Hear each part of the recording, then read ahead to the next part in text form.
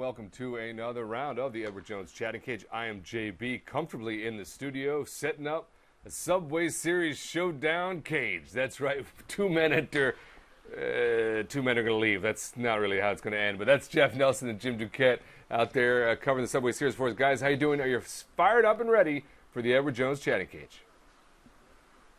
We are fired up. My whole left side is like burnt to a crisp right now. We're fired up. It's not a literal cage here because I don't think I fare very well in a true battle in a cage setting. All right, what you think, JB? We'll put that on tap and we'll handicap that, see how that might work out. Folks, you know how this works. Get your questions ready for Nelly and for Duke. Fire up your webcam. Join us right here in the show, and then be a part of the Edward Jones Chatting Cage. Because really, otherwise, it's just me reading Twitter. And that's just not a great part of the internet. So I'm going to go to Twitter while you get the webcam ready to go. This is for both of you guys. This is from @Alice's Baseball 1. Who are your picks for MVP? Duke, lead us off. National League MVP? Sure. National League? I think it's got to be Bryce Harper for me over Cespedes. And a lot of people in New York obviously think Cespedes, but for me, Harper, you can throw Goldschmidt in there for sure, but Harper, for me, just because of the season that he's had, the success that he's had overall, the individual accomplishment, for me, that's hard. It's hard to vote off of Goldschmidt. I know the Nationals have underperformed, and sometimes it's related to the team function as well, but he carried that team for most of the year. So for me in the National League, it's him. In the American League, I think I would go Donaldson over Trout, although Trout's making a mad push at the end, and the Angels are still in the mix there. I still think it'll be Donaldson for me. What do you think? Yeah, I agree with both. You look at the National League. Usually you look at a playoff team. There's got to be a guy off of that, but I don't think there's a guy off of a playoff team. Cespedes coming over in mid-season from the Tigers. So yes, he's had an unbelievable year, and he's really helped out the Mets. But I agree. Bryce Harper's been amazing. I mean, he basically leads in every offensive category. At 22 years old, and I agree. Donaldson in the American League. I know Trout. The Angels might have a hard time getting in that playoffs. And if you look at what Donaldson's done for the Blue Jays, one of the main reasons that those guys are in first place here in the AL East. There we go. Consensus answering. That's how you get the MVPs, just like that, folks. Now you don't need to rate for the rest of the season. That's what the actual award is. It's the Edward Jones Chatting Cage. I'm JB. It's done. That's Jeff Nelson, Jim Duquette, answering your questions like this fan right here. What's your name? Where are you from? What's your question for the two gentlemen? My name is Tommy. I'm from New Jersey. And my question is, who do you think really needs to win this series more? Who do I think? Even though it's a statement, and I think it's more probably important for the Mets, because even though they're in first place, they got a comfortable lead. The Yankees won 2 out of 3 the first time they met over at Yankee Stadium. It's always been, to my opinion, the Yankees town, but the Mets are really turning things around, and it's all of a sudden become a Mets town. So for me, even though it's a must-win series for the Yankees because they're 3.5 out and they have a comfortable lead in the wild card, I still think for a statement-wise and who the Mets are throwing, I think the Mets. Yeah, I think about it from the Yankees side and say, well, you know what, because they're chasing the Blue Jays, if they lose 2 or 3 here, I think there's no chance for them to win the division. Right. They're going to play, obviously, Toronto on Monday up there, so they can make some ground. So I always felt like, well, if they could pick up a game here over the weekend, they still have a chance to catch Toronto, where the Mets, I don't want to say they're coasting in the division, but they certainly are likely to win it here fairly soon. So I kind of looked at it from that perspective, but I understand the side of it from the Mets for sure. They haven't played many good teams, really, this whole month and a half. And so to be able to win 2 of 3 from a postseason-bound team, I think would help the mix and maybe their fan base, make their fan base feel a little bit better.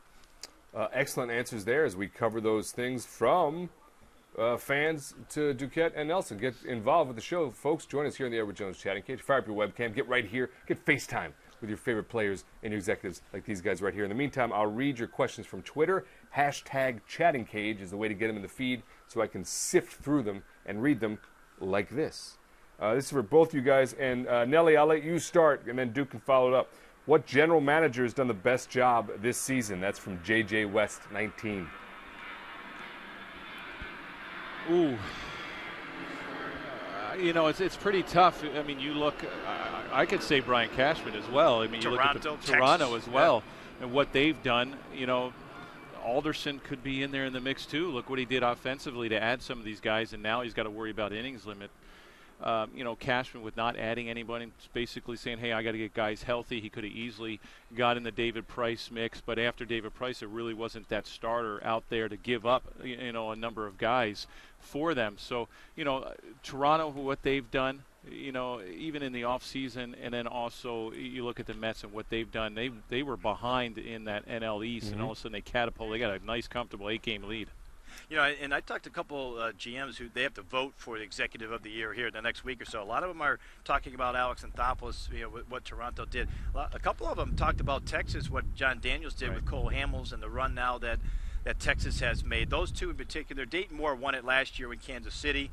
He made the trade for Cueto and Zobrist, which was good at the time. Now Cueto's been struggling, so that kind of falls back a little bit. And I think the sleeper is Sandy Alderson, as you mentioned, with the Mets because of the job that he did, both with Cespedes, but also Clippard and Uribe and Johnson. So I think this is going to be an interesting one because all three of those general managers were very active at the deadline. They certainly were, and their teams had incredible storylines throughout this 2015 season, and that's interesting stuff. Anthopoulos, Daniels, Sandy, way to get around it. We have a fan now with us. What's your name, where you're from? What's your question for the two gents? Hi, guys. It's Ryan from Connecticut.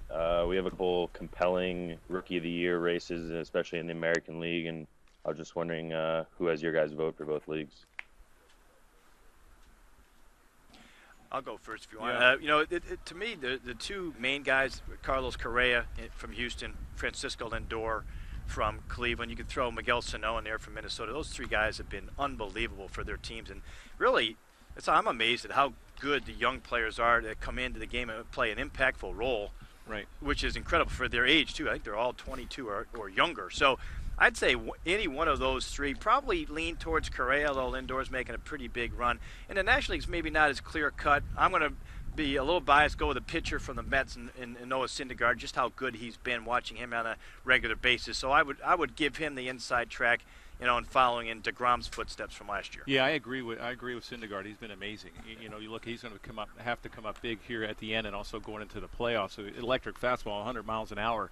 And I agree with Houston with Correa. This guy's been amazing.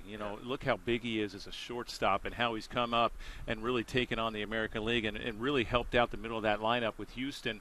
Huge boost. And, they're kind of falling a little bit back now, 2.5 games back in second place from Texas. But he's going to be a guy that they're really going to lean on. And for someone that's under, 20, 21 years old, for a team to lean on to help carry him to the playoffs, my vote's going to be for Correa. A good consensus there. Interesting stuff on who makes it as the Rookie of the Year. An exciting award to see who the future of those franchises might be. So great answers there from Jim Duquette, Jeff Nelson. We continue to Edward Jones Chatting Cage. I'm JB. Hashtag Chatting Cage to get your questions in the Twitter feed, or fire up your webcam, get FaceTime, be right here on the screen with all of us. You don't want to miss that opportunity. Meanwhile, I will go to this one. Let's look ahead if we can. This is from @GMoney56.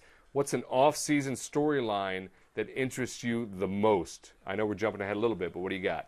Duke, can you start us off? Yeah, so I think this is one of the best free agent classes that we've seen in the last few years. Not only on the pitching front with Cueto and Price and Jordan Zimmerman, but on the position player side too, which you could be looking at 3 or 4 position players getting up north of $100 million, whether it's Chris Davis, Yoenis Cespedes, Justin Upton, Jason Hayward. So I think we're going to spend a lot of time this winter, not only with teams that are improving, but with all of the free agents and the amount of money that's going to be spent. So I think that's the one that's, for me, the one that's most glaring, at least at this point. Sure. Yeah, I agree. I mean, you look at the Houston Astros, they're probably a year ahead of what they were supposed to do. They were like, 2016, the Chicago Cubs the same way. It looks like Chicago is going to be in the playoffs, at least that one-game playoff. And what do they do in the winter to keep themselves there? Also, the Astros, falling back just a little bit, but we got 2 weeks left of the season, and right now they're wildcard leader ahead of the Twins, about a game and a half. What do they do? How do they add? How do they improve their team? And also the Mets. The Mets really probably taking teams by surprise. What are they going to do with Cespedes? Are they going to make him an offer? And is Cespedes going to sign back? I mean, you get a good feeling about winning. This is such a great city and a great atmosphere. And the Mets are, you look at their young pitching, and that's going to carry them into the division and a division lead for a number of years. They need offense. And if I'm Cespedes, I'm saying, okay, this is exactly where I want to be. You're in the limelight.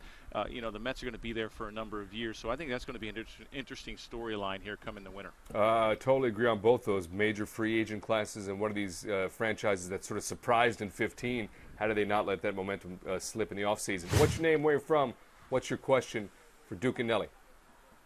Hi, my name is Kyle, big Mets fan, and there's a lot of talk about Cespedes, but the Mets also have rentals in Kelly Johnson, Juan Uribe, Tyler Clippard. Do you think they should make a push to re-sign any of them, make a push to keep Daniel Murphy? Any thoughts on that? Well, yeah, I think they should make a pitch, and I think they will make a pitch for a number of those guys. I mean, you mentioned Clippard's going to be good.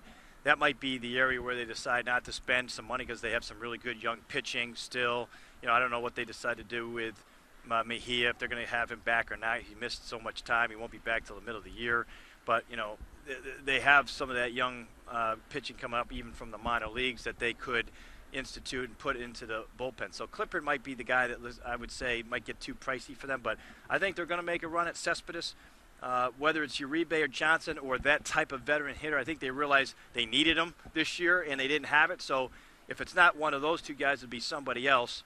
And I don't think Murphy's going to be back, personally. I think Murphy, is a guy that probably better off in the American League, plays multiple positions, had the DH. So they're going to have to replace that bat because that bat's been, he's a little bit of an unsung guy from an offensive standpoint. Yeah.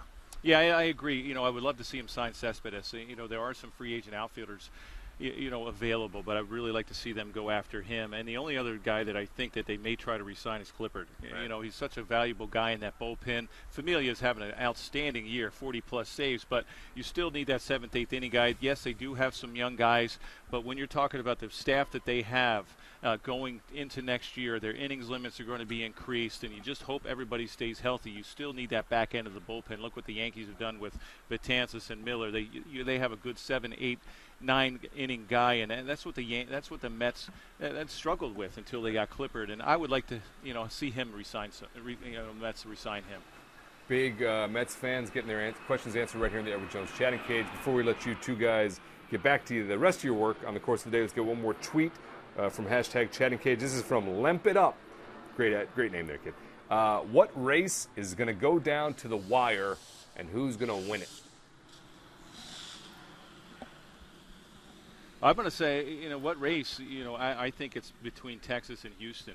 I think that AL West, even though Texas is really hot right now, they have a really tough schedule going forward. They do play the last 7 games at home, which really helps them, but they haven't been very good in their own division. Besides sweeping the Astros, they have an under 500 record in their own division. So that race, I think, is going to really come down to, between the Astros and the Rangers to win that division. So I think that's the closest one. I think if the Yankees don't play well in this series, I think the Eastern Division in the American League is probably over. Right. The Blue Jays are an awful tough team, and the Yankees have them again starting Monday. So out of any race, I think it's the AL West. And I agree with the West for sure. I got to throw in the American League wild card because it's so tight, and nobody's really pulling away. Right. So right now, if the Astros have the second wild card, Yankees would have the first. I don't think the Yankees are in jeopardy there. But now, if the Astros falter, you have the Twins right behind them, about a game and a half out. Angels, yeah. You got the Angels. And you have the Indians that are a game under 500. Orioles are 2 under. Tampa's still kicking around. I don't think they're likely, but if any of those got on a run like we saw with the Indians a couple years ago and won 10 in a row, they could catapult themselves into that second wild card. So I think that's also fun when you look at the races here in the Major League Baseball. Absolutely. As we approach October on the horizon, those new wild cards make things certainly more interesting for much longer. Gentlemen, I know you got a lot of work to do today. I want to thank you for stepping into the cage and doing a great job. It seems like the fans are pretty fired up. Did you have a good time? Do you feel like it was a solid session in the cage? Oh, it was okay. It's always okay with Duke. So, you know how it is. Mets Yankees. I give it just, a there's no hype to the Mets Yankees rivalry. C, there's C no minus. rivalry. It's always the Yankees. He's got a ring of mine. We're going to get it back this year. Well, it's all about Duke's team to see if they can take over New York again. We'll get it back. There we go. That's pretty much. They're going to keep talking like that through the end of this. I'm just going to talk us out so we can get going while they debate the rest of the day. Thanks, Nelly. Thanks, Duke. Enjoy the series. A great weekend there at City. I'm JB. This has been the Edward Jones Chatting Cage, and we'll see you on the next one.